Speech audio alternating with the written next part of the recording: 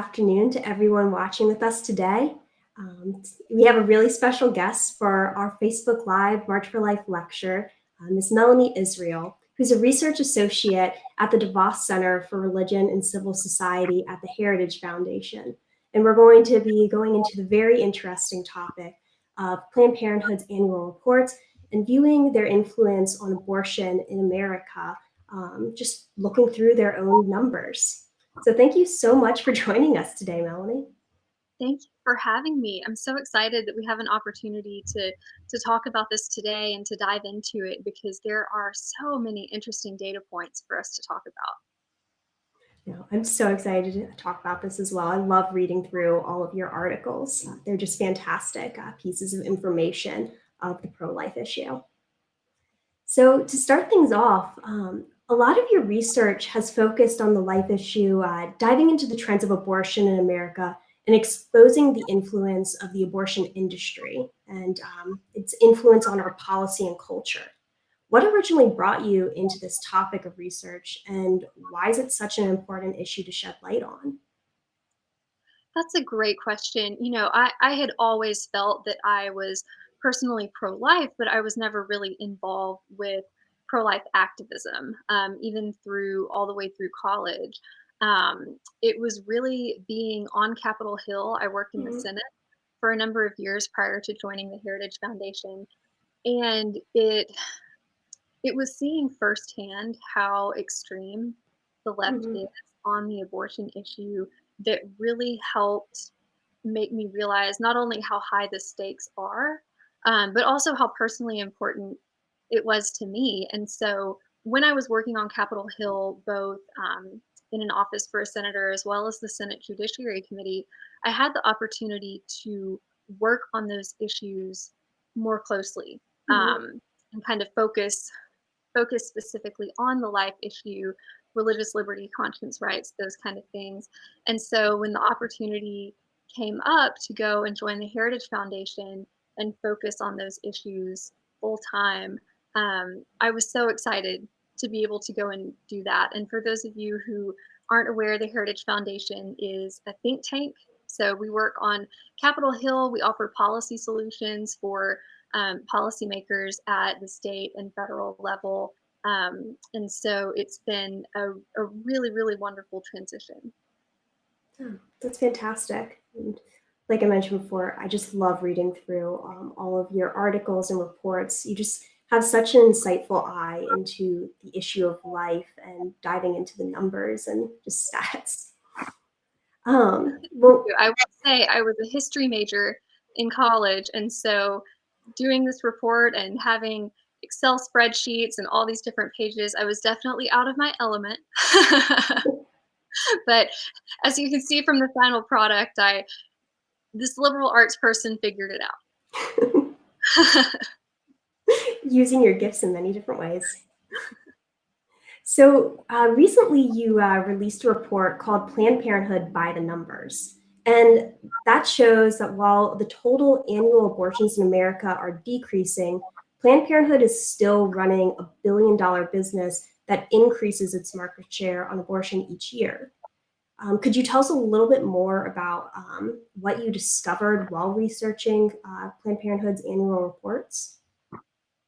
Sure, sure. And to kind of back up and explain why do a report now? Why Mhm. look at the years we covered in the report, specifically 2005, 2006, up to the present?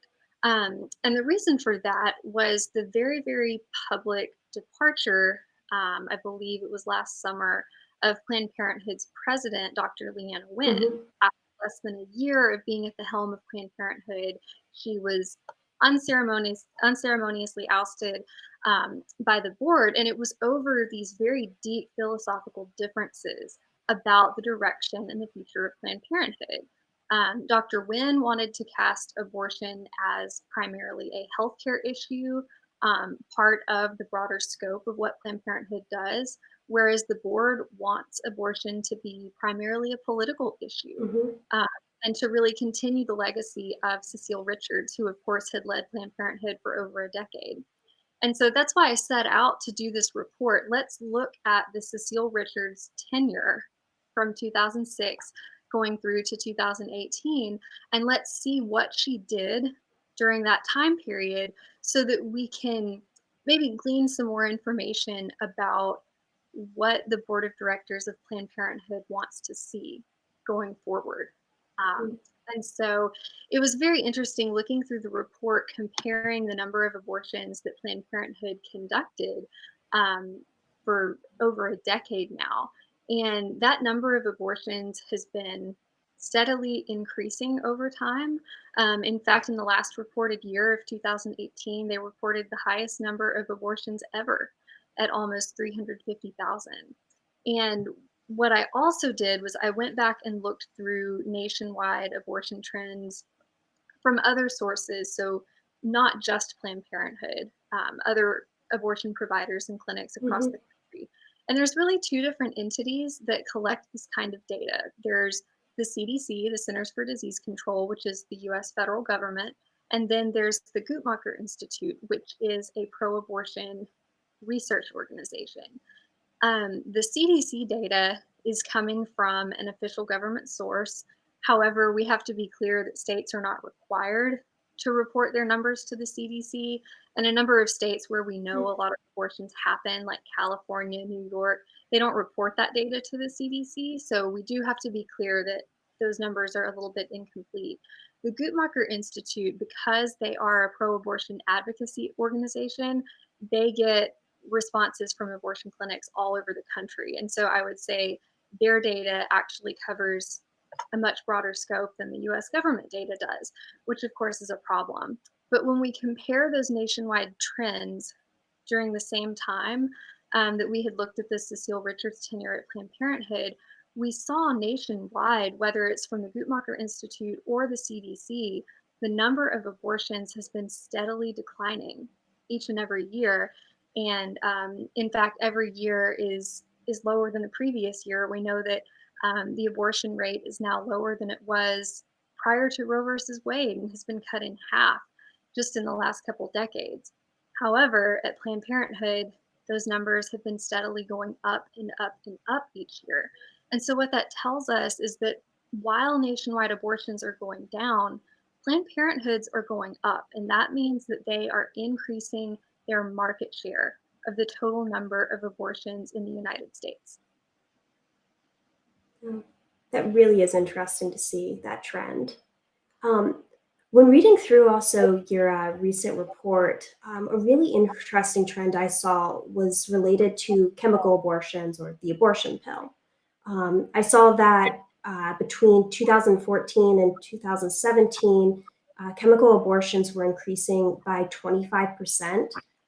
That's comprising almost 40% of all the abortions nationwide in 2017, especially in the period of time that we're in right now, with people turning more towards chemical abortions, it seems. Should the pro life movement be concerned about this trend of shifting from surgical abortions to chemical abortions? Absolutely. This increasing trend of chemical abortions should concern everybody in the pro life movement. We know that much of the legislation that's been enacted on the state level has been geared toward protections for women from these abortion facilities, making sure that there are strict requirements on these surgical procedures, being able to enact bans at 20 weeks, at Mhm. which point the child is able to feel pain, being able to ban certain types of second trimester abortion procedures, things like that. Um, because of the system that Roe versus Wade and subsequent cases have set up, it's those earlier pregnancies that um, are much harder for states to be able to regulate in the first place. Mhm. So, a lot of the legislation we've seen enacted at the state level doesn't even necessarily get to these earlier chemical abortions. Um, but beyond that, I think people need to understand these drugs that we're talking about and what they really do. The chemical abortion process is a two-step process. And so a woman first has to take a pill that cuts off essentially nutrients to the Mhm. unborn child so that the child dies. And then the second part of that abortion pill regimen is what actually causes the abortion to be complete and for everything to be expelled. And so it's a two-step process, and there are risks associated with it. There Mhm. have been deaths associated with this abortion pill regimen. It's only supposed to be done within a certain time frame in those first approximately 70 days. But what we're seeing on the pro abortion left is this increased push to have it done by telemedicine Mhm. is incredibly dangerous because in that kind of context, you don't have the same kind of ability to verify the gestational age of the pregnancy, to rule out the possibility that there's an ectopic pregnancy. You're really not getting that kind of face to face interaction with a doctor who can also look for things like, is the woman being coerced? Is there perhaps an unsupportive partner or parent who's pressuring her into doing this? Or even is the person that you're talking to on the video screen the person who's actually going to be ingesting the drug? We've Mhm. also seen disturbing stories where um, a person has given these pills to a woman without her knowledge to cause the death of her unborn child. And so um, the push on the left to loosen these regulations that guard this already really dangerous drug is really disturbing. And that's one of the things that they've been pushing for during the pandemic specifically. We all know that telemedicine has been a lifeline to a lot of Mhm. people. However, we need to be careful and recognize that there are certain things, including chemical abortion, that have no business being conducted through telemedicine and furthermore at all at that point. No, thank you for that. And I agree. And it's just been heartbreaking to see the abortion lobby's push to loosen regulations in the past few months alone. And I'm just hoping that as we work together to prevent legislation from passing, that we can really protect these women from malpractices in medicine in that capacity.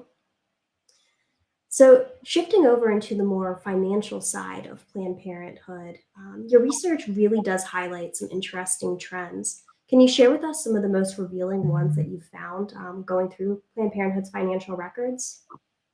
Yes, and one thing I want to make clear in this report, we're talking about the Planned Parenthood Federation for America, which is a 501(c)(3). I don't want people to confuse it with the Planned Parenthood Action Fund, which is their political arm. And of course, we know that that political arm is spending millions and millions and millions of dollars to elect radical pro-abortion leftists. I do want to be clear. There's two separate organizations, Mhm. the C3 and the C4. So I'm talking specifically about the C3 data, which has to do with their actual clinics, not their political activity.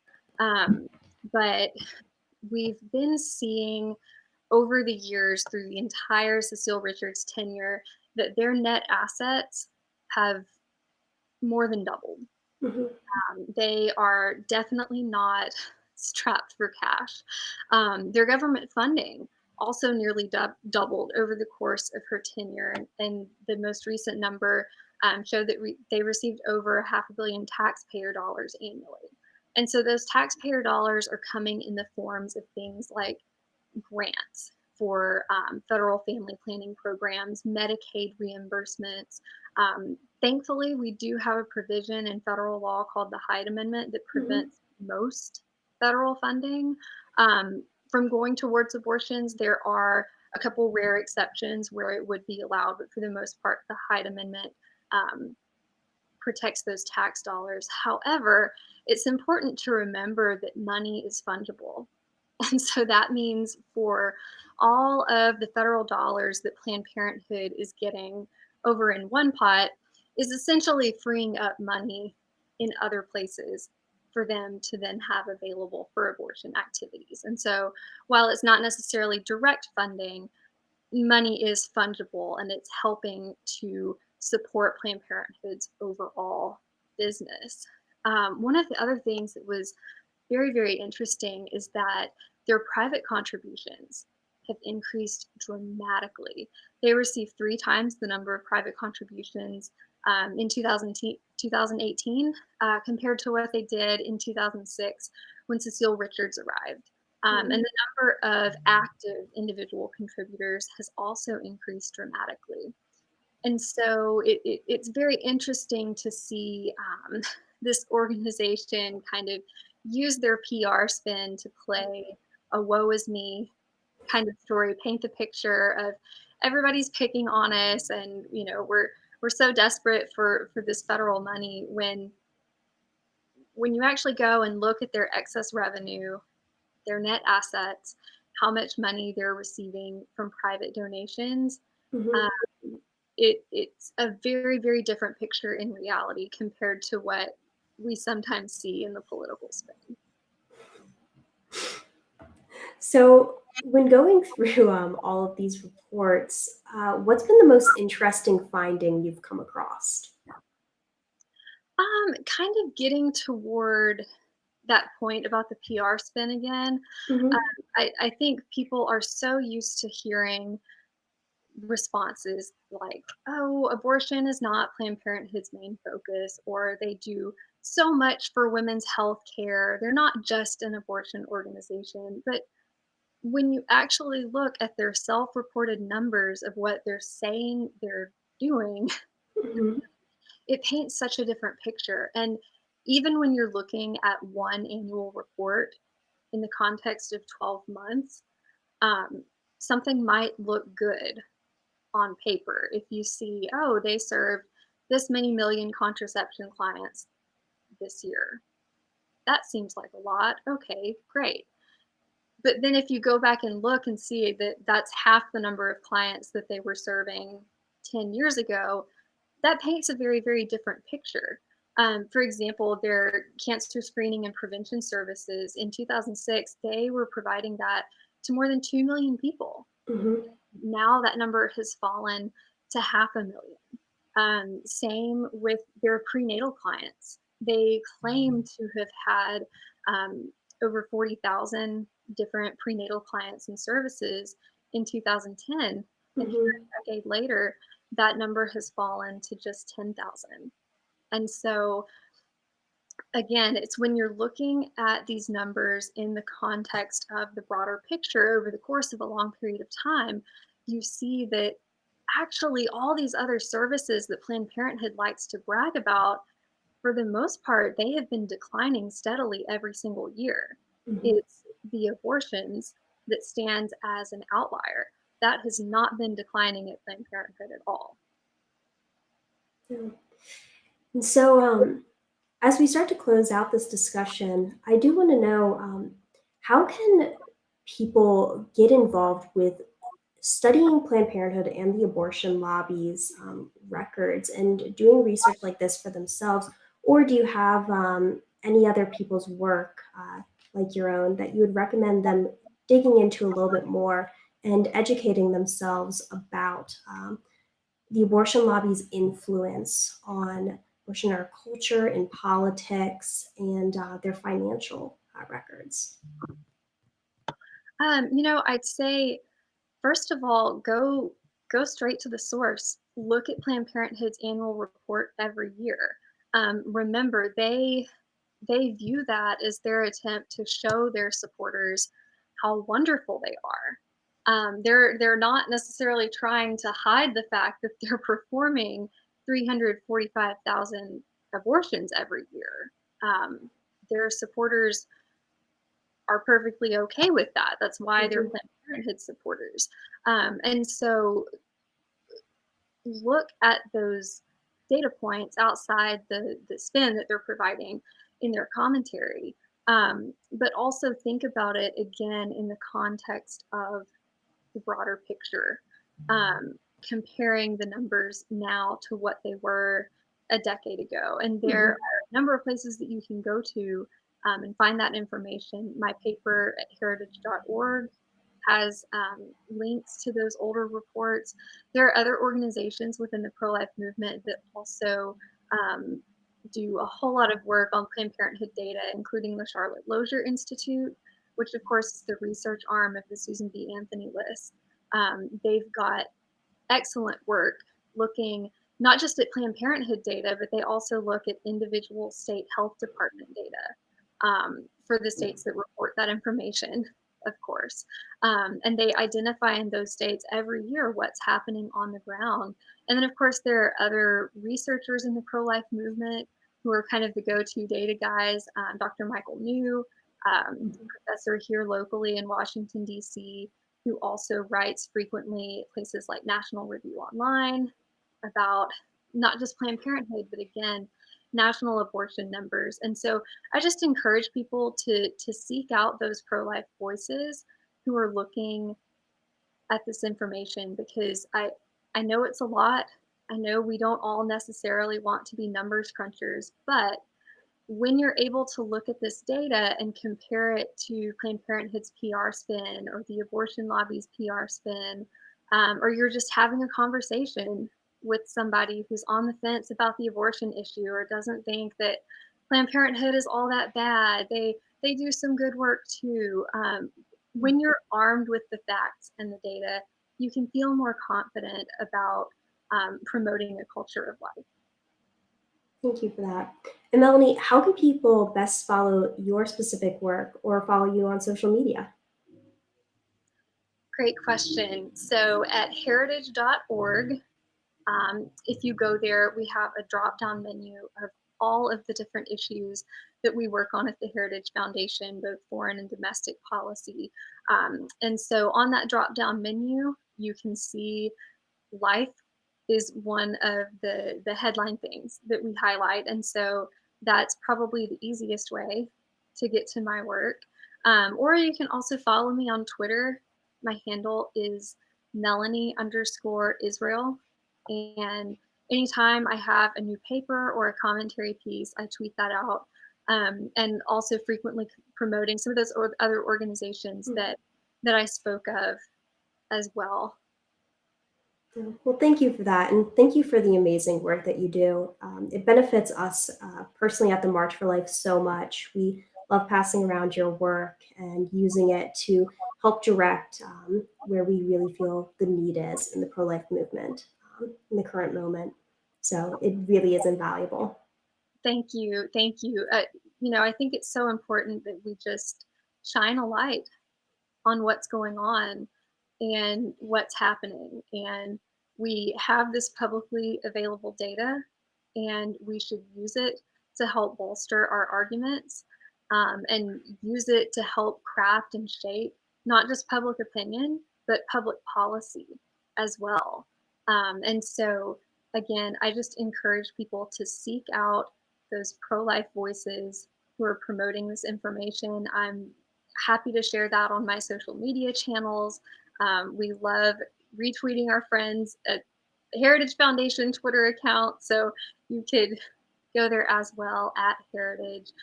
We're sharing that information all the time because the truth is the most powerful disinfectant.